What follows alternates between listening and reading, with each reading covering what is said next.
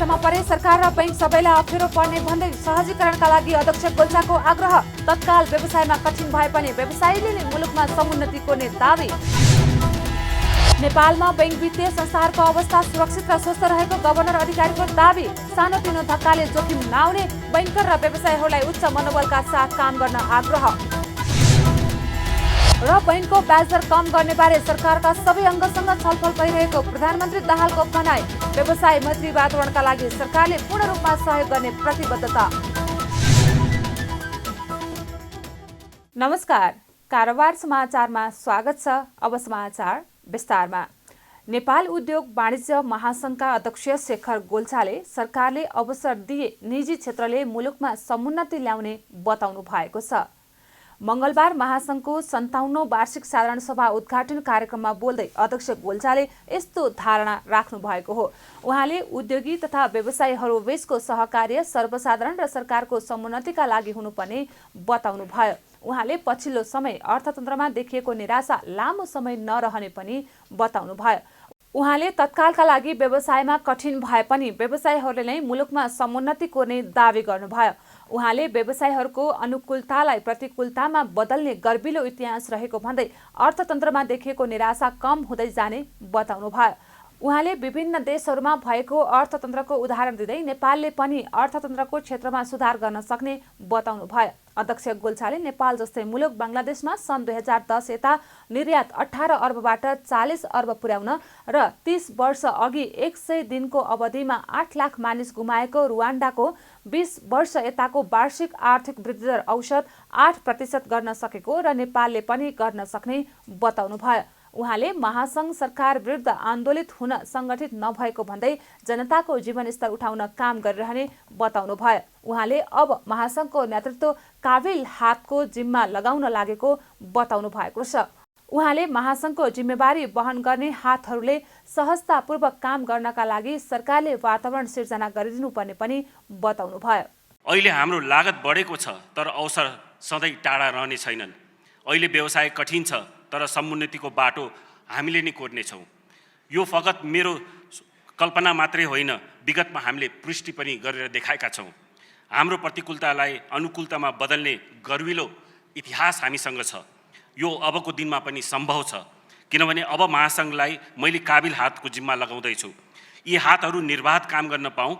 सम्माननीय प्रधानमन्त्रीज्यू, उद्योग मन्त्रीज्यू, यो अवसर यहाँले सिर्जना गरिदिनुपर्छ। हाम्रो खुट्टामा अवरोधको जन्जिर लगाउने सुविधा अब छैन। हामी चाहन्छौँ हाम्रो सङ्गठित सहकार्य सरकार विरुद्ध आन्दोलनको लागि कहिले पनि नहोस्। हाम्रो सहकार्य सर्वसाधारणको समुन्नतिको लागि होस्, हाम्रो सहकार्य सरकारको लागि होस्। तपाईँ हामीलाई अवसर दिनुहोस्, हामी यो मुलुकमा समुन्नति लिएर आउँछौँ। उहाँले आफैले सिर्जना गरेको अर्थतन्त्रको समस्या सुधार गर्नुपर्ने अवस्था आएको बताउनु भएको छ। उहाँले नेपालको आर्थिक गतिविधि 1.5 वर्ष अघिको अवस्थामा 50%ले घटेको बताउनु भयो। उहाँले वर्तमान अवस्थालाई अर्थ मन्त्रालय र राष्ट्र ब्याङ्कले पनि बुझ्नुपर्ने र अवस्था परिवर्तनका लागि काम गर्न सुझाव दिनुभयो। उहाँले उद्योग धन्दा र निजी क्षेत्र समस्यामा परे सरकार र बैंक सबैलाई अप्ठ्यारो पर्ने भन्दै सहजीकरणका लागि सम्बन्धित निकायलाई आग्रह गर्नुभयो। नेपाल राष्ट्र बैंकका गभर्नर महाप्रसाद अधिकारीले नेपालमा बैंकहरूको अवस्था सुरक्षित रहेको बताउनु भएको छ। मंगलबार नेपाल राष्ट्र बैंकले चालू आर्थिक वर्ष 2079-80 को 8 महिनाको वर्तमान आर्थिक तथा वित्तीय स्थिति सम्बन्धी तथ्याङ्क सार्वजनिक गर्ने कार्यक्रममा बोल्दै गभर्नर अधिकारीले यस्तो बताउनु भएको हो। उहाँले नेपालका बैंक तथा वित्तीय संस्थाहरूको अवस्था सुरक्षित र स्वस्थ रहेको दावी गर्नुभयो। उहाँले तत्काल सानोतिनो धक्काले नेपालका बैंक तथा वित्तीय संस्थामा जोखिम नआउने बताउनु भयो। उहाँले सबै खालको वित्तीय संस्थाहरूको तथ्याङ्कहरू बलिया रहेको पनि बताउनु भएको छ। उहाँले बैंक तथा वित्तीय संस्थाहरूमा तरलताको अभावको कारणले समस्या आउने अवस्था नभएको बताउनु भयो। उहाँले पछिल्लो समय बैंकहरूमा तरलता सहज हुँदै आएको पनि बताउनु भएको छ। उहाँले विद्युतीय भुक्तानी पूर्वाधारमा भएको विकास, भुक्तानी कारोबारका लागि गरिएको सचेतना अभिवृद्धि प्रोत्साहन र सर्वसाधारणको विद्युतीय भुक्तानी उपकरण प्रयोगले विद्युतीय भुक्तानी बढेको बताउनु भयो। उहाँले बैंक तथा वित्तीय संस्थाहरू सुरक्षित बन्नुमा राष्ट्र बैंकको मजबुत नीति भएको पनि दावी गर्नुभयो। उहाँले अर्थतन्त्रको शिथिलता आगामी दिनमा सुधार हुने बताउनु भएको छ। बैंकर र व्यवसायीहरूले आगामी दिनमा उच्च मनोबलका साथ काम गर्न पनि उहाँले आग्रह गर्नुभयो। नेट लिक्विड एसेट्सको सन्दर्भमा पनि समग्र ब्याङ्किङ सिस्टममा लगभग 24% खुद तरल सम्पत्ति ब्याङ्कहरूले कायम गरेका छन्। नेपाल राष्ट्र ब्याङ्कको प्रुडेन्ट पोलिसी छ, CRR requirement, SLR requirement, net liquid एसेट्ससँग सम्बन्धित रिक्वायरमेन्ट, सिडी रेसियोसँग सम्बन्धित रिक्वायरमेन्ट, जसको फलस्वरूप ब्याङ्क वित्तीय संस्थाहरू आफ्नो लिक्विडिटीकै कारणले छोटो समयमा अप्ठ्यारोमा पर्ने स्थितिबाट बच्नलाई धेरै सहयोग पुगेको अवस्था छ। त्यसै गरी विद्युतीय भुक्तानी पूर्वाधारमा भएको विकास, भुक्तानी कारोबारका लागि गरिएको सचेतना अभिवृद्धि र प्रोत्साहन र सर्वसाधारणको विद्युतीय भुक्तानी उपकरण प्रयोगमा बढ्दो अभ्यासका कारण विद्युतीय भुक्तानी पनि उल्लेख्य रूपमा बढेको हामी पाउँछौँ।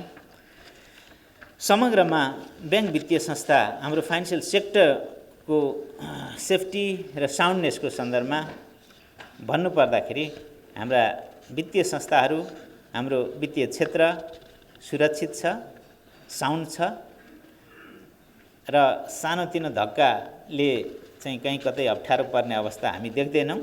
गभर्नर अधिकारीले विदेशी विनिमय सञ्चित सुविधाजनक अवस्थामा रहेको उल्लेख गर्नुभयो। उहाँले फागुनदेखि कर्जाको ब्याज दर स्थिर भए पनि बेस रेट घट्दो दरमा रहेको भन्दै ब्याज दर केही माथि रहेको बताउनुभयो। उहाँले विदेशी विनिमय सञ्चित सुविधाजनक अवस्थामा पुगेको र मुद्रास्फीति घट्दो क्रममा रहेको बताउनु भएको छ। पुँजी पर्याप्तता नियामकीय व्यवस्था भन्दा माथि रहेको र निष्क्रिय कर्जा केही बढे पनि धेरै माथि नपुगेको बताउनु भएको छ। ब्याङ्किङ प्रणालीतर्फ तरलतामा पनि गत सालको दाँजोमा प्रचुर मात्रामा सुधार भएको छ। त्यति सुधार हुँदाहुँदै पनि ब्याज दरहरू केही माथि रहेका छन् र ब्याज दरको ट्रेन्ड यहाँले हेर्नुभयो भने माघ मसान्तमा कर्जाको औसत ब्याज दर जति थियो फागुन मसान्तमा पनि त्यही रहेको छ। तर बेस रेट र निक्षेपको औसत ब्याज दर भने घट्ने ट्रेन्डमा आएको छ फागुनदेखि। राष्ट्र बैंकको तथ्याङ्क अनुसार पछिल्लो 4 महिनामा निरन्तर रूपमा 1 अर्ब रुपैयाँ भन्दा बढी रेमिटान्स भित्रिएको अवस्था देखिएको छ। चालु आर्थिक वर्षको औसत रेमिटान्स 79 अर्ब प्रति महिना भित्रिएको छ।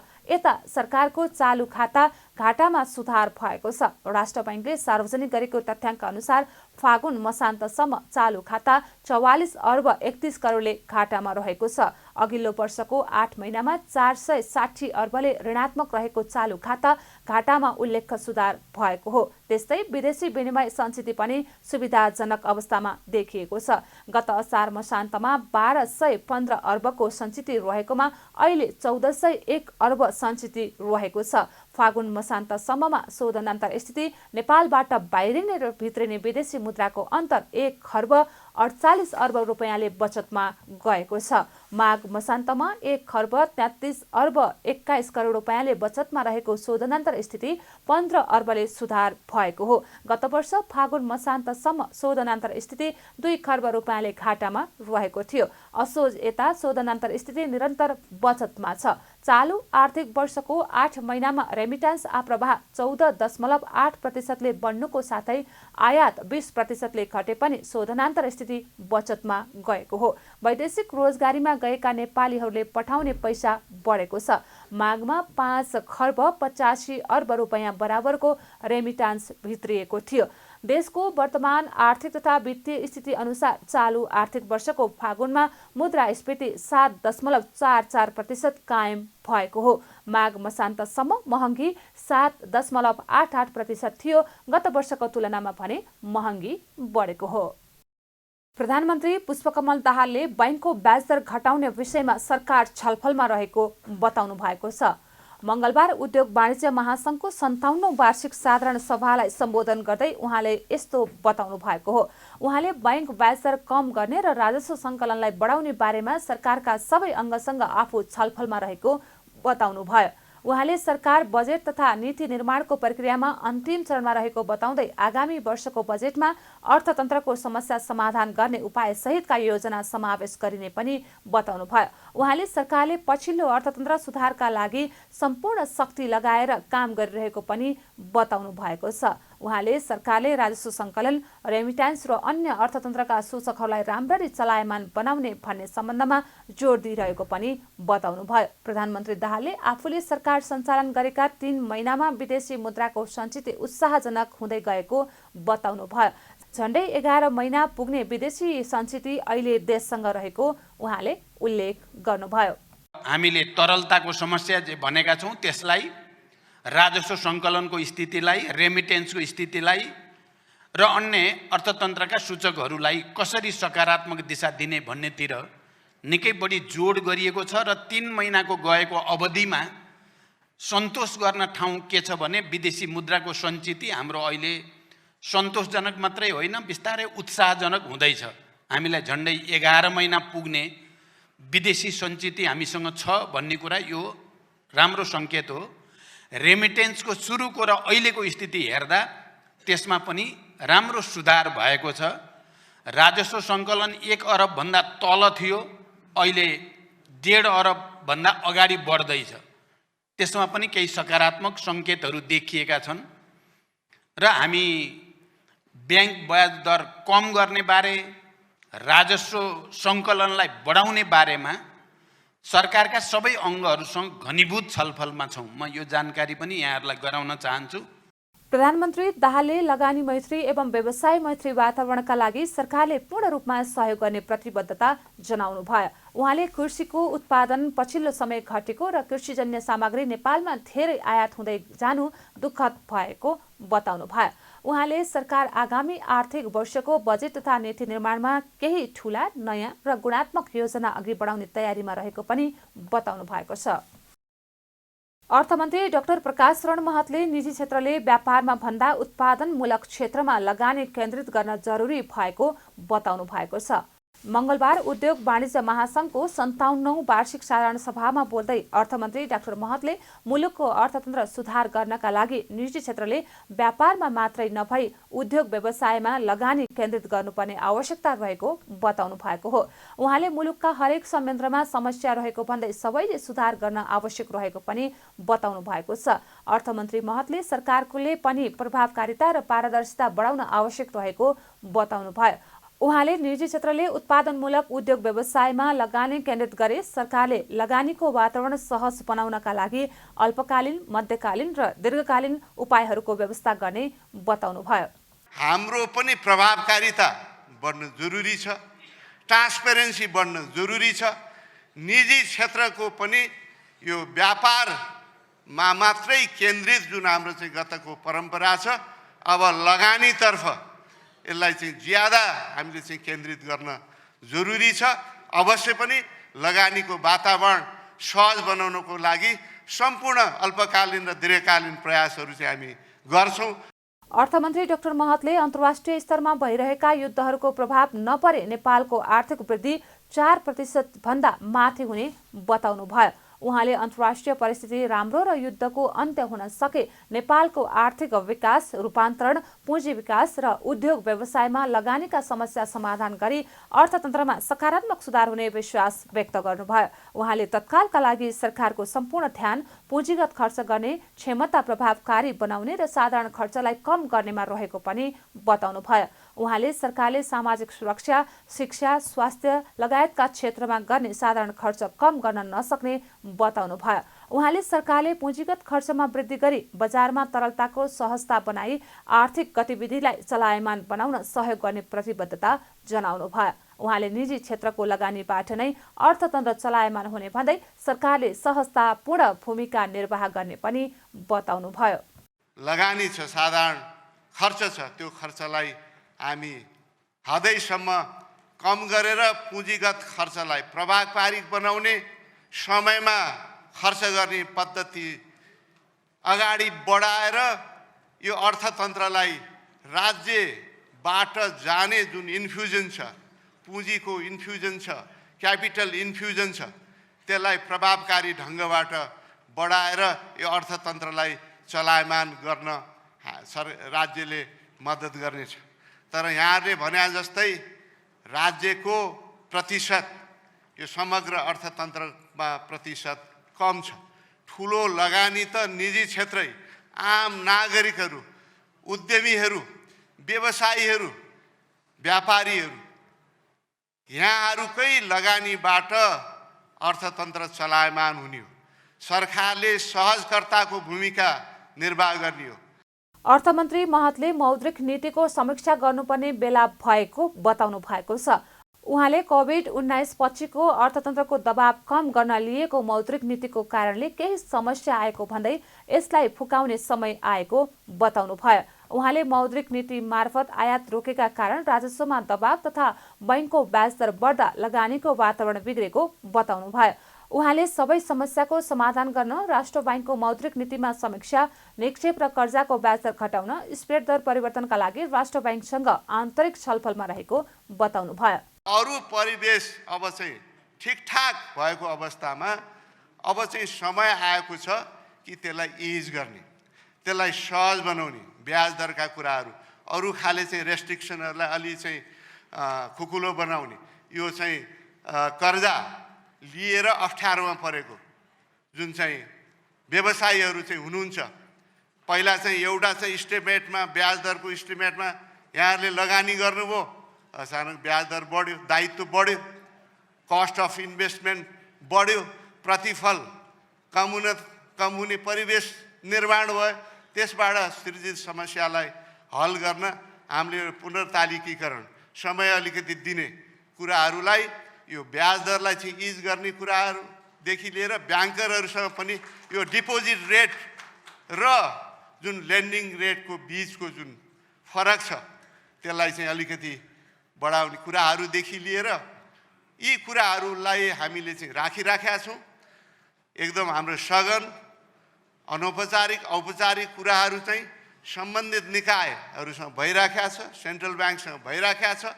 अर्थमन्त्री महतले घर जग्गाको किता कार्ड सहज बनाउन पनि छलफल भइरहेको उल्लेख गर्नुभयो। उहाँले घर जग्गाको किता कार्ड सहज बनाउँदा मात्रै पनि बजार सहज हुने बताउनु भएको छ।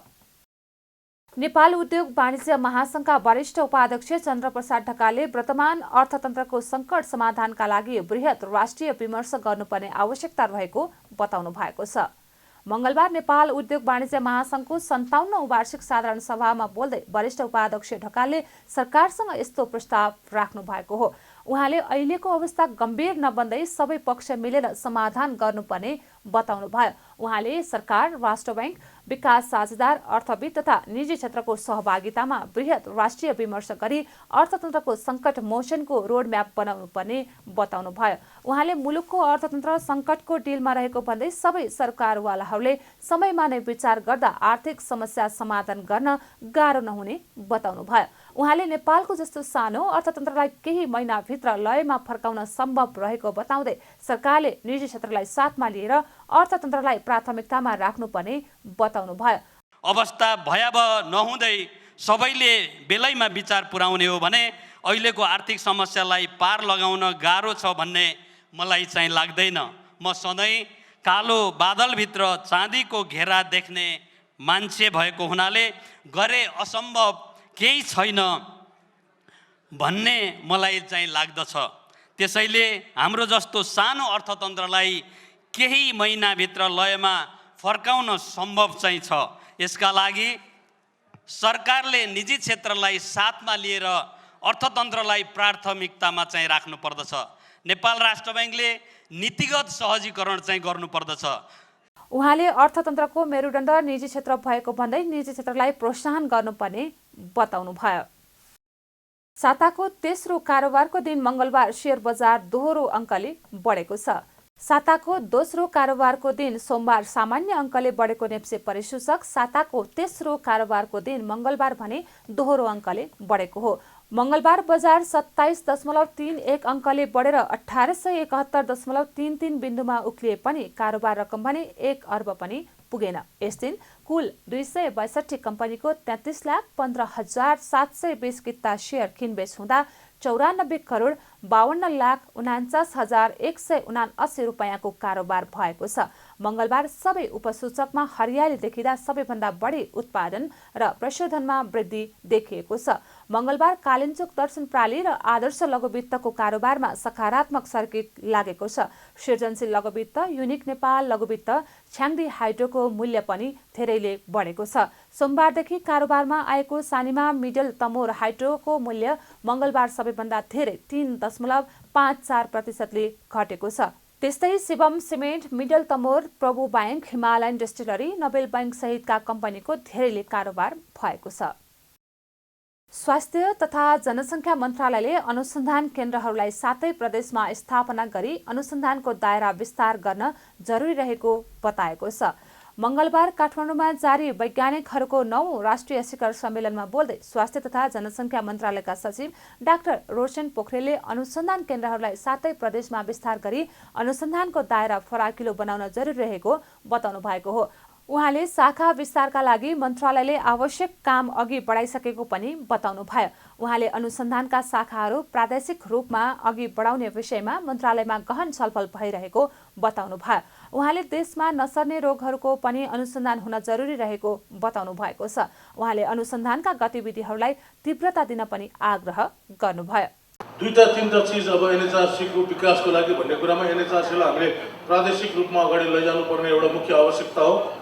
त्यसलाई हामी प्रादेशिक रूपमा कसरी लैजाने भन्ने कुरामा हामी गहन छलफलमा छौँ र सकेसम्म छिटै यसलाई हामी प्रादेशिक रूपमै एनएचआरसीको प्रदेशमा पनि एउटा शाखा होस् भन्ने हिसाबले हामी अगाडि बढिरहेका छौँ।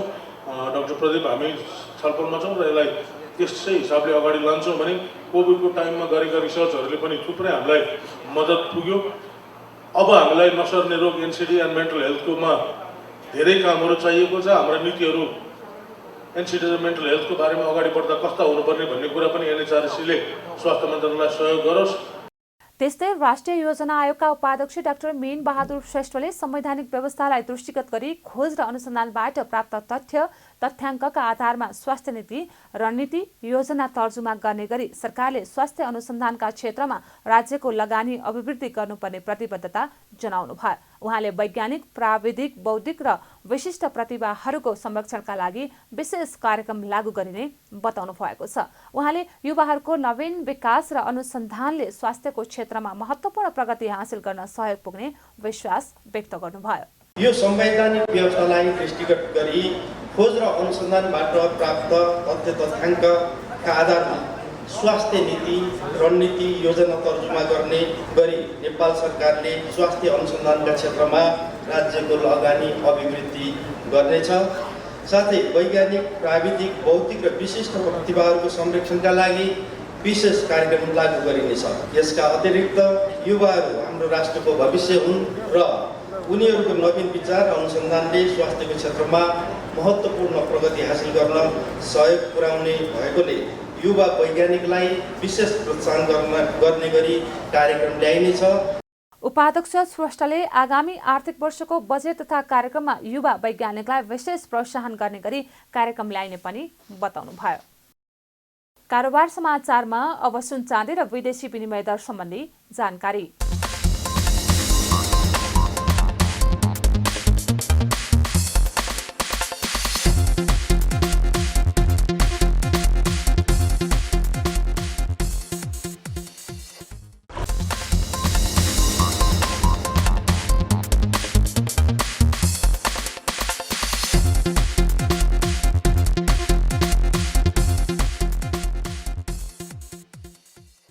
बिदा हुनुअघि अहिलेसम्मका प्रमुख समाचार फेरि एकपटक।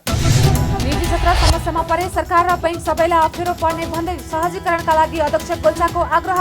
तत्काल व्यवसायमा कठिन भए पनि व्यवसायीले नै मुलुकमा समुन्नति गर्ने दावी। नेपालमा बैंक वित्तीय संस्थाहरूको अवस्था सुरक्षित र स्वस्थ रहेको गभर्नर अधिकारीको दावी। सानोतिनो धक्काले जोखिम नआउने बैंकर र व्यवसायीहरूलाई उच्च मनोबलका साथ काम गर्न आग्रह।